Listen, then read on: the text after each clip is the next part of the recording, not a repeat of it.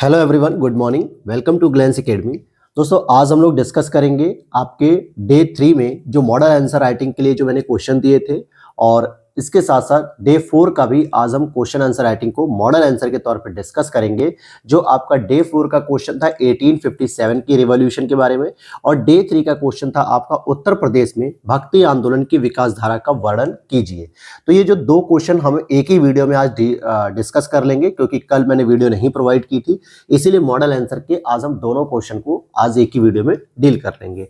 और उससे पहले आपको एक इंफॉर्मेशन देना चाहूंगा कि अगर जो लोग भी यूपीपीसीएस प्रीलिम्स या मेंस की तैयारी कर रहे हैं 2024 के लिए, 2025 के लिए, 2024 का तो प्रीलिम्स हो चुका है, उसके मेंस की तैयारी कर रहा हूं, या फिर 2025 के प्रीलिम्स और मेंस दोनों की तैयारी कर रहा हूं, उसके लिए आप हमारे प्लेटफॉर्म से जुड़ सकते हैं और साथ ही साथ डेली आंसर राइटिंग प्रैक्टिस भी कर सकते हैं और मेंस आंसर राइटिंग के नोट्स भी परचेस कर सकते हैं, जिसकी डिटेल मैं आपको शो कर देता हूं।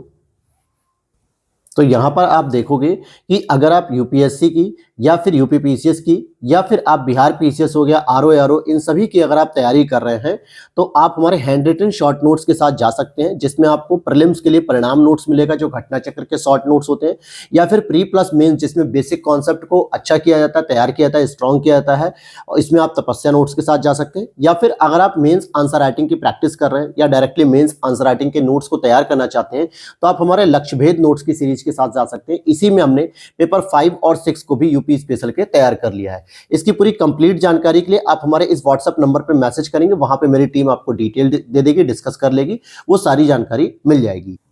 और उसी तरीके से अगर आप यूपीपीसीएस पेपर 5 और 6 के लिए डेली मेंस की आंसर राइटिंग करना चाहते हैं, डेली आंसर राइटिंग प्रोग्राम है, स्पेशली ये उन बच्चों के लिए बेनिफिट होगा जो 2025 में मेंस की तैयारी करने जा रहे हैं या 2025 का प्रीलिम्स पढ़ रहे हैं और मेंस भी लिखना चाहते हैं।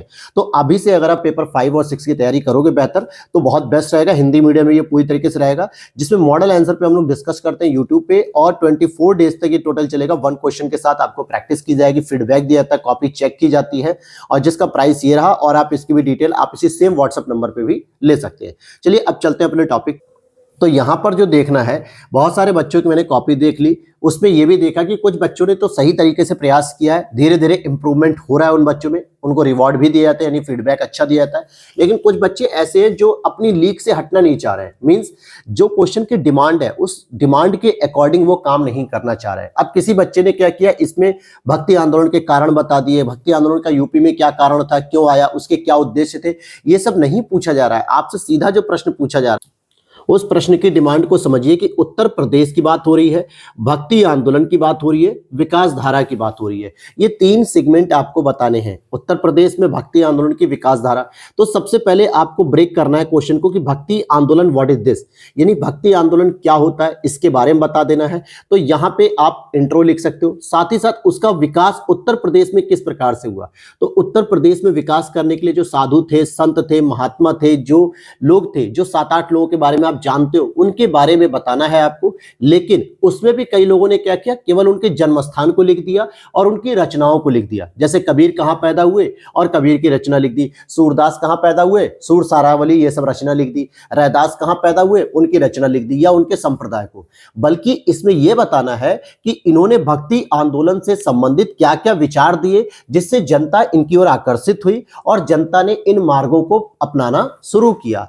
आपको इस तरीके से चीजों को प्रेजेंट करना है। तो चलिए यहां पे हम लोग सबसे पहले एक इंट्रो लिखने की कोशिश करेंगे, ठीक है। इंट्रो क्या रहेगा दोस्तों, जरा उस पे बात कर लेते हैं। हालांकि यहां पर देखिए, मैं आपको केवल समझाने के लिए इंट्रोडक्शन लिख रहा हूं, लेकिन आपको एग्जाम हॉल में कभी भी इंट्रोडक्शन नहीं लिखना होता है। सिंपली आपको क्या करना पड़ता है, यहां से अपना आंसर राइटिंग करना शुरू कर देनी होती है। यहां से इस तरीके से आंसर राइटिंग करनी शुरू कर दी और इंट्रो हो गया, फिर थोड़ा सा स्पेस छोड़ा और फिर यहां पे मेन बॉडी की हेडिंग डाल दी कि हाँ उत्तर प्रदेश में विकास धारा, और फिर पॉइंट वाइज ऐसे करके लिखते चले जाना है। कभी भी इंट्रो, भूमिका, मेन बॉडी, कंक्लूजन नहीं लिखना होता है एग्जाम के पेपर में। ये चीजों को ध्यान रखना बेटा, ठीक है। अब देखो, मैं यहाँ पे इंट्रो लिखने की बात कर रहा हूं। देखो इंट्रो में क्या होता है ना, कोई भी रॉकेट साइंस नहीं लगानी होती हमें, कोई भी रॉकेट साइंस नहीं। बस कोशिश करो कि जो आपको चीजें पता है उसके बारे में प्रेजेंट कर दो, या फिर फैक्ट के साथ या फिर कॉन्सेप्ट के साथ।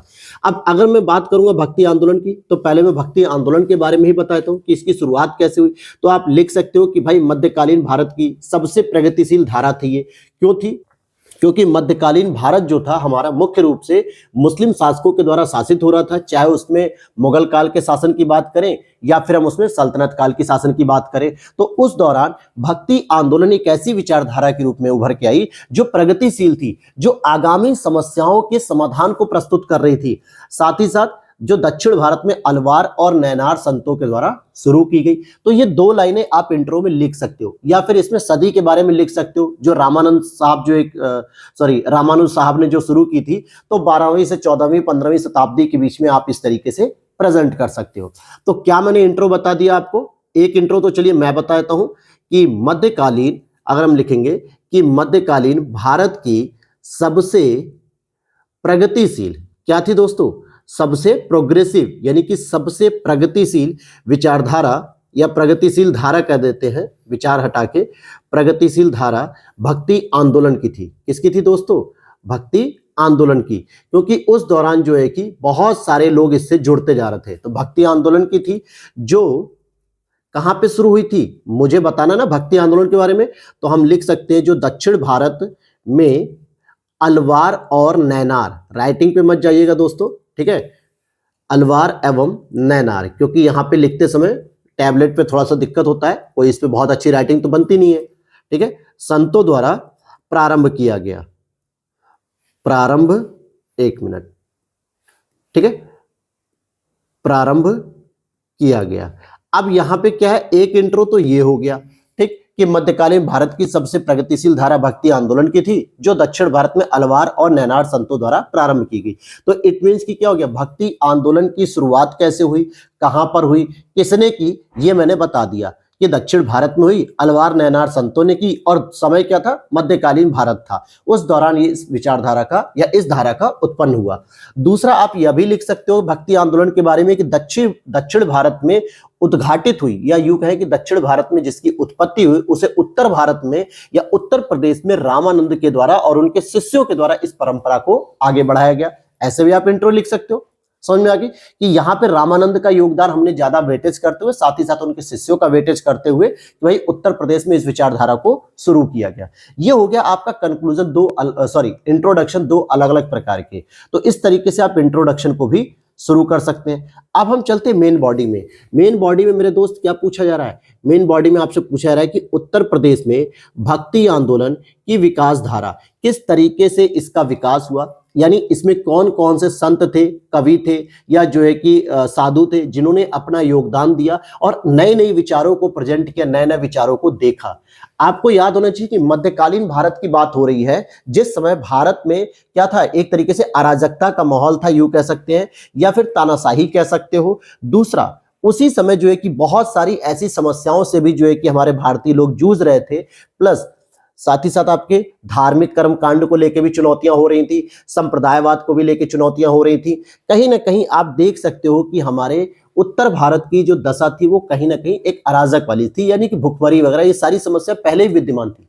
लेकिन ऐसे में जो लोग अपने आध्यात्मिक सुख को खोज रहे थे, जो लोग अपनी भौतिक समस्याओं का समाधान खोज रहे थे, उन समस्याओं के समाधान के लिए भक्ति आंदोलन सामने आता है। तो यहां पे आपको जो मेन बॉडी में लिखना है दोस्तों, उत्तर प्रदेश में विकास धारा।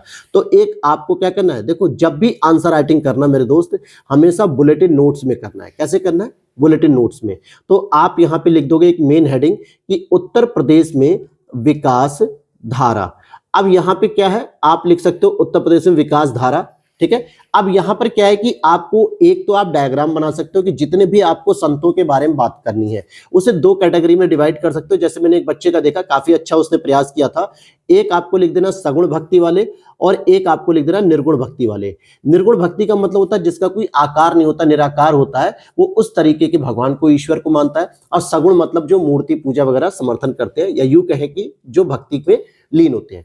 तो सगुण और निर्गुण में क्या है, यहाँ पे अपना पॉइंट वाइज डाल दिया कि ये लोग सगुण में है और ये विचारक कौन है, निर्गुण में। जैसे रामानंद को लिख दिया, कबीर को लिख दिया, ये सभी निर्गुण भक्ति के प्रमुख उपासक हैं। एक तरीका तो ये है, ठीक है। या फिर आप अगर दूसरे तरीके को अगर आप देखना चाहोगे तो एक मैंने देखा एक मैम ने इस तरीके का डायग्राम बनाया था, अच्छा लगा मुझे, जो है कि ये डायग्राम भी ऐसे यूज कर सकते हो। बीच में क्या किया आपने लिख दिया बीच में विकास धारा या फिर पूरा पॉइंट लिख दिया कि उत्तर प्रदेश की कैसी विकास धारा हुई। तो यहाँ पे आपने क्या किया, इस तरीके से डिवाइड कर दिया, उन्होंने इस तरीके से डिवाइड किया था, काफी ठीक था। यहाँ पे क्या है कि आप सबके नाम बता सकते हो कौन कौन था। जैसे आप यहाँ पे लिख सकते हो कबीर के बारे में लिख सकते हो, कबीर का जन्म कहाँ पे हुआ ये लिख सकते हो कि भाई आप वाराणसी या काशी जो भी लिखना चाहो। रामानंद के बारे में लिख सकते हो, यहाँ पे रामानंद जी के बारे में जो प्रयागराज में लिखा जाएगा। इसी तरीके से आप कबीरदास के साथ साथ सूरदास को लिख सकते हो कि सूरदास भी यहाँ से संबंधित थे जो आगरा मथुरा के मार्ग पे थे। इसी तरीके से आप वल्लभाचार्य को लिख सकते हो, वल्लभाचार्य भी कहाँ पे थे, काशी में थे। अब यहाँ पे तुलसीदास को लिख सकते हो, तुलसीदास के साथ आप रैदास को लिख सकते हो, रैदास जो कि रविदास जी कहते हैं, काशी में हो गए। या फिर मलुकदास को लिख सकते हो। तो ये डायग्राम भी एक अच्छा डायग्राम है, लेकिन अब इसमें ये मत करने लगना कि जो है कि भारत का नक्शा बनाना शुरू कर दें इस तरीके से। नक्शा नहीं बनाना है दोस्तों, क्योंकि ये कोई स्थल खंड नहीं पूछा जा रहा है, ठीक है। इस तरीके से नक्शा नहीं बनाना है, क्योंकि ये उनकी जन्मस्थली जरूर है। अब आप ये थोड़े कि हर चीज को नक्शे पे दिखाना शुरू कर दोगे, बस आपके प्रेजेंटेशन को बेहतर करने के लिए इस तरीके की चीजों को प्रयोग किया जाता है। तो या तो आप इस तरीके से प्रेजेंट कर सकते हो संतों के नाम, या फिर आप इस तरीके से भी प्रेजेंट कर सकते हो, यह भी एक अच्छा तरीका है। अब हम चलते हैं इनके योगदान के बारे में, जो मेन प्रश्न पूछा जा रहा है कि भाई विकास धारा कैसे हुई। तो आपको क्या लिखना है, रामानंद जी के बारे में लिखा, इस तरीके से बॉक्स बनाया और यहां पे पॉइंट वाइज लिख दिया कि वो किसके शिष्य थे। पहली चीज रामानुज के शिष्य थे। क्यों? क्योंकि वो दक्षिण भारत से आए हुए थे, इसीलिए जो है कि रामानुज के शिष्य हो गए। हालांकि थे प्रयागराज के, लेकिन जो परंपरा थी वो रामानुज की थी दक्षिण भारत में। फिर इनके जो उपदेश की भाषा थी वो कौन सी थी, हिंदी थी, क्योंकि उत्तर भारत में इन्हें विचार देना था। तीसरी पॉइंट की अगर हम बात करें तो उन्होंने एकेश्वरवाद पर बल दिया, एकेश्वरवाद पर बल दिया। अब यहां पे ध्यान दो कि जिस बच्चे ने इस डायग्राम को बनाया था उसने क्या किया, इन्हीं चीजों को पॉइंट वाइज लिखा तो सही था, लेकिन सीधे सीधे लिख दिया। जैसे रामानुज के शिष्य कॉमा एकेश्वरवाद पर, एकेश्वरवाद कॉमा हिंदी भाषा, इस तरीके से लिखा गया। ये स्टेटमेंट को पूरा भी नहीं कर रहा है। आपको कम से कम स्टेटमेंट को पूरा तो करना है। एग्जामिनर से आप क्यों उम्मीद कर रहे हो कि वो खुद समझ लेगा? अरे यार, ये समझो कि आपकी कॉपी ही है एग्जामिनर के पास, जिससे आप वार्तालाप कर सकोगे। आप खुद एग्जामिनर से उम्मीद कर रहे हो कि वो समझ लेगा कि मैंने यहां पे लिख दिया रामानुज के शिष्य कॉमा एकेश्वरवाद कॉमा हिंदी भाषा कॉमा सिकंदर लोदी। तो इस तरीके से नहीं हो सकता। आपको थोड़ा तो स्टेटमेंट यूज करना पड़ेगा ना।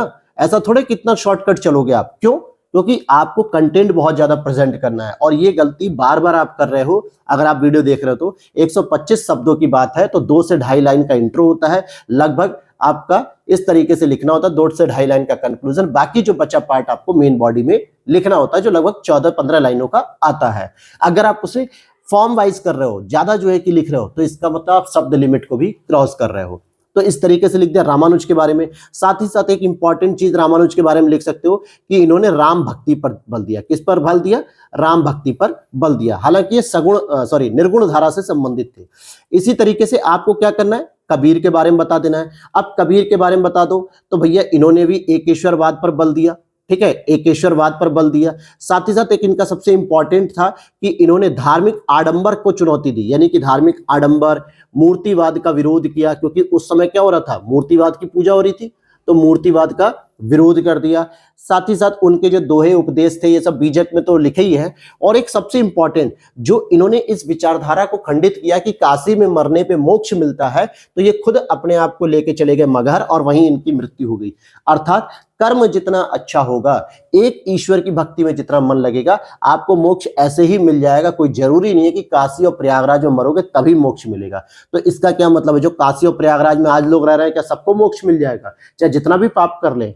इसी चीज को तो उन्होंने क्लियर किया कि कर्म सबसे ज्यादा इंपॉर्टेंट है। एकेश्वरवाद पे आप बल देते हुए सबसे ज्यादा भक्ति करिए, जगह इंपॉर्टेंट नहीं होती है। तो इस बात को भी आप लिख सकते हो। ऐसे ही आपको रैदास के बारे में लिख देना है, ठीक है। रैदास के बारे में भी 2-3 बातें लिख देनी है कि भैया ये भी बाह्य आडंबर, जातिवाद, सबसे ज्यादा ये किससे प्रताड़ित थे? ये जातिवाद से प्रताड़ित थे, क्योंकि ये दलित वर्ग से थे और इनको बहुत प्रताड़ित किया जाता था कि आप दलित वर्ग के हो। तो इन्होंने जो है कि क्या किया, अवतारवाद का विरोध किया। किसका दोस्तों? अवतारवाद का। अब देखो, भाषा लगभग सबकी सेम है, लेकिन शब्दों का खेल मैं खेल रहा हूं। क्या? यहां पे मैंने आडंबर मूर्तिवाद का विरोध किया, यहां पर अवतारवाद का विरोध किया, यहां पे जातिवाद का विरोध किया। तो अलग अलग जो हम डायमेंशन देंगे, तो कहीं ना कहीं लोग, एग्जामिनर को लगेगा कि इस बच्चे को और भी तरीके से प्रेजेंट करना आता है आंसर को। और एकेश्वरवाद, निर्गुण ब्रह्म इन्होंने भी, साथ ही साथ इन्होंने रायदासी रायदासी संप्रदाय की स्थापना कर दी। और कुछ बच्चों का मैंने देखा कि इन्होंने बस 3 शिष्यों को नाम लिख दिए, कोई भी 3 लिख दिए। 3 से नहीं मतलब है मेरे दोस्त, जब विकासधारा की बात कर रहा है तो इसमें मेन कंटेंट तो यही है, तो मेन बॉडी तो आपको ये लिखनी पड़ेगी, ठीक है। इसके बाद अगर आप देखोगे तुलसीदास का योगदान लिख सकते हो, तुलसीदास के बारे में आप लिख सकते हो यहाँ पे बॉक्स बना के। तुलसीदास के साथ साथ आप वल्लभाचार्य के बारे में भी लिख सकते हो, 2-2 लाइनें 3-3 लाइनें, ज्यादा नहीं लिखना है, वल्लभाचार्य के बारे में। फिर सूरदास के बारे में लिख सकते हो। इनके साथ साथ आप चैतन्य महाप्रभु के बारे में लिख सकते हो, चैतन्य महाप्रभु के बारे में। फिर मीराबाई के बारे में लिख सकते हो, मीराबाई के साथ साथ रसखान के बारे में लिख सकते हो। तो ये सभी के बारे में आपको किताबों से जो भी सोर्स आप पढ़ रहे हो, बस इस तरीके से आपको आंसर को फ्रेम करना था। अब देखो विकासधारा मैंने क्या किया, 1 2 3 4 5 6 7 8 9 और 9 लोगों के बारे में अगर मैंने एक एक लाइन भी लिख दी, 2-2 लाइन भी लिख दी, तो कम से कम जो है कि ठीक ठाक आंसर का प्रेजेंटेशन हो गया। और साथ ही साथ मैंने डायग्राम का भी प्रयोग कर दिया, चाहे इस तरीके से, चाहे सगुण और निर्गुण में तोड़ के कर दिया। तो एग्जामिनर को लगेगा कि भाई इस बच्चे को चीजें पूरी पता है और इसने बहुत पॉइंट वाइज चीजों को लिखा है। ऐसा नहीं है कि आप पूरी कहानी की तरह लिख रहे हो। और एक और एस्पिरेंट है जो मुझे पता नहीं चलता है कि क्यों वो पेज बचाना चाह रहे हैं। एक ही पेज में बेचारा दोनों मतलब पूरे क्वेश्चन को प्रेजेंट करने की कोशिश करेगा, और अगर दूसरे पेज का प्रयोग भी करता है तो या तो वो ज्यादा भर देता है। तो थोड़ा स्पेस रखिए। बहुत सारे बच्चों का मैंने देखा है कि इन दोनों चीजों के बीच में स्पेस नहीं होता, 2 हेडिंग या 2 पॉइंट के बीच में स्पेस नहीं होता है। तो प्लीज स्पेस को मेंटेन करिए। अदरवाइज जो 55 साल के बूढ़े एग्जामिनर होते हैं, जो चश्मा ऊपर नीचे करके जब आपकी कॉपी चेक करने की कोशिश करेंगे, तो इरिटेट होकर आपके सही क्वेश्चन को भी कम नंबर के साथ चेक करेंगे, फिर आपको नंबर कम मिलेगा और नुकसान आपको उठाना पड़ेगा, ठीक है। ये चीज ध्यान दीजिएगा। चलिए अब आगे इसका कंक्लूजन है, तो आप निष्कर्ष के तौर पे लिख सकते हो, भविष्यगामी लिखना होता है। जैसे 1-2 बच्चों ने जो लिखा वो ठीक लिखा कि भाई आज भी हम भक्ति आंदोलन को जो है कि कहीं ना कहीं उत्तर प्रदेश सरकार पर्यटन के माध्यम से आगे बढ़ावा दे रही है।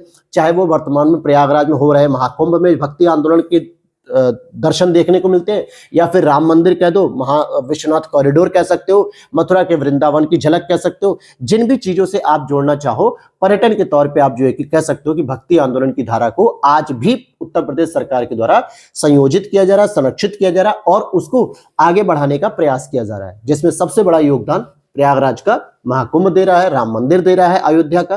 तो ये 3-4 पॉइंट को आप डील कर सकते हो निष्कर्ष में। समझ में आ गई बात। उम्मीद करता हूं प्रश्न के फ्रेमिंग को आपने समझ लिया होगा, प्रश्न कैसे लिखना है वो भी समझ लिया होगा। अब हम चलते हैं अगले प्रश्न पे। हमारा अगला जो प्रश्न था डे 3 का, क्योंकि डे 4 का, क्योंकि 2 दिन से वीडियो नहीं आई थी, इसलिए डे 4 का भी प्रश्न हम आज ही डिस्कस करेंगे। अब हमारा यहाँ पे डे 4 का क्वेश्चन आपके सामने है। डे 4 में क्या पूछा गया, मॉडर्न हिस्ट्री का एक प्रश्न हमने दिया था। 1857 की क्रांति के प्रमुख कारणों पर चर्चा करते हुए उत्तर प्रदेश के योगदान का विस्तार करें। देखिए 1857 की क्रांति हो गया, बहुत सारे ऐसे प्रश्न हैं जो डायरेक्टली आपको उत्तर प्रदेश से संबंधित भी पूछे जा सकते हैं, या फिर आपके GS 1 पेपर को कनेक्ट करके भी पूछा जा सकता है। ये बिल्कुल मत सोचना कि 1857 की क्रांति में यूपी का योगदान ही हमेशा पूछेगा, उसके कारण भी पूछेगा। और कारण चाहे आप GS पेपर 1 में पढ़ो या फिर यूपी के स्पेशल 5 में पढ़ो, लेकिन आपको चीजें पढ़नी पड़ेंगी, ठीक है। क्लियर हो गई बात। अगर आप मेरे नोट्स को फॉलो कर रहे होंगे तो नो डाउट जो है कि यूपी में मैंने केवल योगदान की बात की है कि भाई यूपी में 1857 की क्रांति में योगदान क्या दिया गया, लेकिन कारणों को अगर मैं यहाँ पे डिस्कस करने लग जाऊंगा सारी चीजों को, क्योंकि क्रांति केवल यूपी से संबंधित नहीं थी बल्कि पूरे के पूरे भारत से संबंधित थी, स्पेशली उत्तर भारत से संबंधित थी, इसीलिए कारण को मैंने GS पेपर 1 मॉडर्न हिस्ट्री में डिस्कस किया हुआ है। तो यहां पर सबसे पहले आपको कारण की बात करनी है और उत्तर प्रदेश के योगदान की बात करनी है, यानी 2 पार्ट में आपको देखने को मिल रहा है प्रश्न। और 2-3 चीजों का बेटा आप दिमाग में बैठा लो पहले से ही। अगर ये चीज आपके दिमाग में अभी तक भी नहीं बैठी तो उसे सही कर लो। ये मान के चलो कि कोई भी एस्पिरेंट एक ऑन एन एवरेज जो है कि 8 शब्दों को लिखता है एक लाइन में, और अगर आपके पास 200 शब्द हैं, हो सकता है कुछ लोगों को लगेगा कि सर ये कौन सी टेक्निकल आप बता रहे हो, टेक्निकल चीज है या नहीं है, ठीक। तो ध्यान देना कि 200 शब्दों को जब आप 8 से डिवाइड करोगे तो लगभग आपका 25 लाइनों का प्रश्न बन गया है। और नो डाउट आपको 2 पेज प्रॉपर दिए जाते हैं, इसीलिए अब इन 25 शब्दों में क्या करना है आपको, लगभग 3 लाइनों का या 3 से 4 लाइनों का इंट्रो लिखो, और लगभग 5 से 6 लाइनों का आप क्या लिख सकते हो, कंक्लूजन लिख सकते हो। और जैसे ही अगर आप 3, 5, 8 को ले लोगे तो आपके पास लगभग 18 लाइनें बच जाएंगी। या ऐसे भी कर सकते हो कि 3 लाइनों का इंट्रो लिखोगे और लगभग 5 लाइनों या 4 लाइनों का आप क्या लिखोगे, कंक्लूजन लिखोगे, तो भी आपके पास लगभग 18-19 लाइनें बचेंगी मेन बॉडी में देने के लिए। और इस मेन बॉडी में आपके 2 पार्ट पूछे जा रहे हैं। एक तो प्रमुख कारण पे बात करनी, लगभग 7 से 8 लाइनें मैं प्रमुख कारण पे बात करूंगा, और दूसरा पूछा जा रहा है यूपी का योगदान, तो लगभग 7 से 8 लाइनों पे आसपास मैं इस पे भी चर्चा करूंगा। तो इस तरीके की फ्रेमिंग आप पहले से ही बना लो। क्वेश्चन को देखकर आप फ्रेमिंग अगर तैयार कर रहे हो तो कभी तो आप लिख पाओगे बहुत अच्छे से 7 मिनट में, और कभी आपको ऐसा होगा कि 10 मिनट भी कम पड़ने लगेंगे एग्जाम हॉल में। और जैसे ही आपका टाइम मैनेजमेंट बिगड़ेगा तो कहीं ना कहीं आपको समस्याएं क्रिएट होंगी। अब यहां पर सबसे पहले आपको क्या लिखना है मेरे दोस्त, इंट्रो लिखना है। अब इंट्रो के बारे में आप क्या करोगे, इंट्रो को या तो आप जो है कि यूपी के साथ जोड़ते हुए लिख सकते हो या फिर पूरे भारत के साथ जोड़ते हुए लिख सकते हो। जैसे इंट्रो में आप लिख सकते हो किस तरीके से कि आधुनिक भारत की एक प्रमुख क्रांति, जिसको हम लोग 1857 की क्रांति कहते हैं, तो आधुनिक भारत की 1857 की क्रांति की शुरुआत 10 मई 1857 को मेरठ से हुई।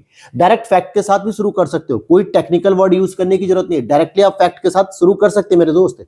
या फिर आप इस तरीके से भी लिख सकते हैं कि 1857 की क्रांति में उत्तर प्रदेश के विभिन्न क्षेत्रों के द्वारा योगदान दिया गया, या यूं कह सकते हो कि रानी लक्ष्मीबाई हो गई, बेगम हजरत महल हो गए, बख्त खां हो गए, बहादुर खां हो गए, लियाकत अली हो गए, इनमें से किसी भी एक फैक्ट को उठाते हुए आप इंट्रो लिख सकते हो।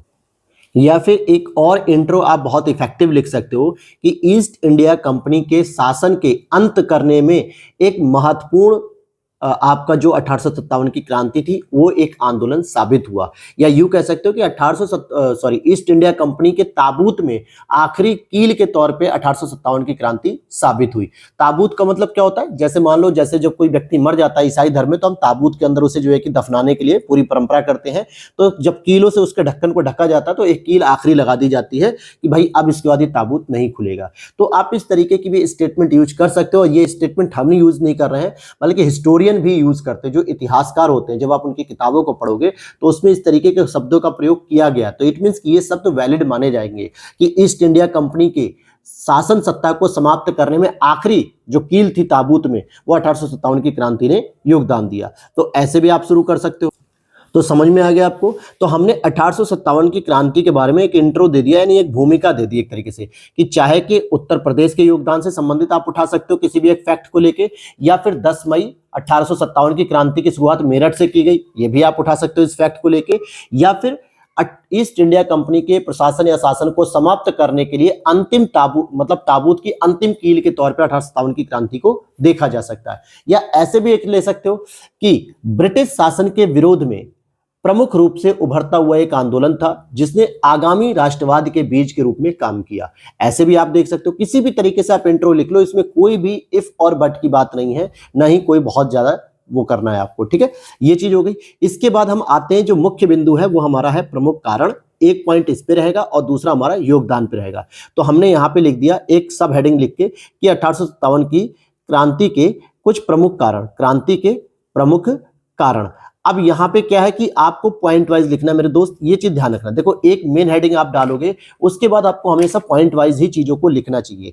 अब जैसे आपके पास क्या है कि बहुत सारे कारण होंगे, लेकिन आपके दिमाग में आएगा कि नहीं सर मैं सारे कारण बता दूं। आपका कारण बताना तो सही है, लेकिन डिमांड कितनी है, डिमांड भी तो देखनी होगी भाई। 200 शब्दों का प्रश्न है जिसमें आपको उत्तर प्रदेश का योगदान भी बताना है, 1857 की क्रांति के कारण भी बताने हैं। यानी 7-8 लाइन या 9 लाइन के आसपास आप कारणों पे दे दो, और 8 से 9 लाइनें आप लगभग उत्तर प्रदेश के योगदान पर दोगे। तो कैसे दोगे, आप यहां पर एक एक पॉइंट लिख सकते हो। जैसे मान लेते हैं कि सबसे पहले आपको लिख लेना है भैया प्रशासनिक कारण। केवल आपको शुरुआत ध्यान देना कि कभी भी तात्कालिक कारण से नहीं करनी चाहिए, क्योंकि एग्जामिनर को लगता है कि आपको बस एक ही कारण आता है, तात्कालिक कारण की चर्बी के कारतूस वाला, वो लास्ट में लिखना होता है। पहले प्रशासनिक कारण लिख दो, क्योंकि 1857 की क्रांति दोस्तों केवल और केवल चर्बी के कारतूस पर आधारित नहीं थी, बल्कि कई समय से जो है कि जो ज्वालामुखी अंदर ही अंदर जो गर्म हो रहा था उसके फटने के कारण थे। यानी बहुत सारी चीजें थी जो अंग्रेजों के शासन के द्वारा क्या हो रहा था, भारत में हस्तक्षेप हो रहा था, उस वजह से ये कारण बढ़ते जा रहे थे। अब जैसे यहाँ पे अगर आप प्रशासनिक कारण की बात करोगे तो प्रशासनिक कारण में आप लिख सकते हो क्या, सब एक ही 2-2 लाइन लिखो, ज्यादा नहीं भाई। कार्नवालिस की नीति याद है आपको, प्रशासन को सबसे ज्यादा परिवर्तित किया। तो कार्नवालिस चाहता था कि सिविल सेवा का पूरी तरीके से यूरोपीकरण हो जाए। तो कार्नवालिस ने लिख सकते हो यहाँ पे कि सिविल सेवा का पूर्णतः या पूर्ण रूप से यूरोपीकरण किया, यूरोपीकरण पे बल दिया, यूरोप, ठीक है, एक मिनट,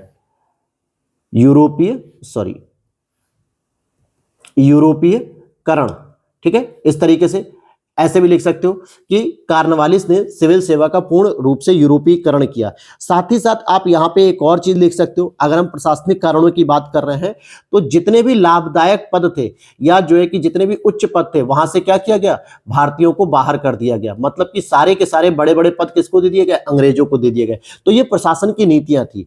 दूसरा, आप राजनीतिक कारण अगर देखोगे तो राजनीतिक कारण में क्या हो सकता है, अगर आपको आइडिया लगता है तो बताओ। राजनीतिक कारण में भी आपको 1 से 2 पॉइंट लिखना है। क्या लिखना है, जिस तरीके से आपने देखा होगा कि डलहौजी का क्या था, याद है आपको, नीतियां जो थी, जो व्यक्तिगत सिद्धांत था, जिसकी वजह से कौन कौन आता है, अवध आता है, साथ में जो है कि रानी लक्ष्मीबाई भी आती हैं। ये सभी लोग क्या होते हैं, इसी वजह से आते हैं। तो यहां पे आप लिख सकते हो इन शॉर्ट जो है कि डलहौजी की व्यक्तिगत नीतियां, डलहौजी की व्यक्तिगत नीतियां या राज्य हड़प नीतियां भी लिख सकते हो। और यहां पे ऑप्शन में लिख सकते हो, यहां पे ब्रैकेट में एग्जाम्पल के तौर पे अवध हो गया, झांसी हो गया आदि, ठीक है। इससे क्या होगा, एग्जामिनर को लगेगा कि आपको यह जानकारी भी ठीक से पता है कि व्यक्तिगत नीतियों के अंतर्गत क्या क्या हुआ। एक और कारण दे देते हैं, चलो यहां पे राजनीतिक कारण क्या है। राजनीतिक कारण में क्या है, जो राजनीति समझता है तो क्षेत्रीय शासकों का अनादर करना या क्षेत्रीय शासकों को अपमानित करना, यह भी एक चीज थी। क्योंकि अपमानित अगर आप कर रहे हो तो कहीं ना कहीं क्या कर रहे हो, उनके ईगो को हर्ट कर रहे हो।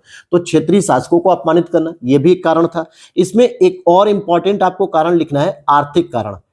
क्या लिखना है दोस्तों, आर्थिक कारण। इसी तरीके से देखो, पॉइंट वाइज मैं लिख रहा हूं और आपको भी कुछ इसी तरीके से पॉइंट वाइज लिखना होता है। या फिर आप एक इस तरीके से भी डायग्राम बना सकते हो कि आर्थिक कारण लिखा और ऐसे एक डायग्राम बनाया और ऐसे ऐसे करके भी आप पॉइंट वाइज लिख सकते हो, ये भी चलेगा।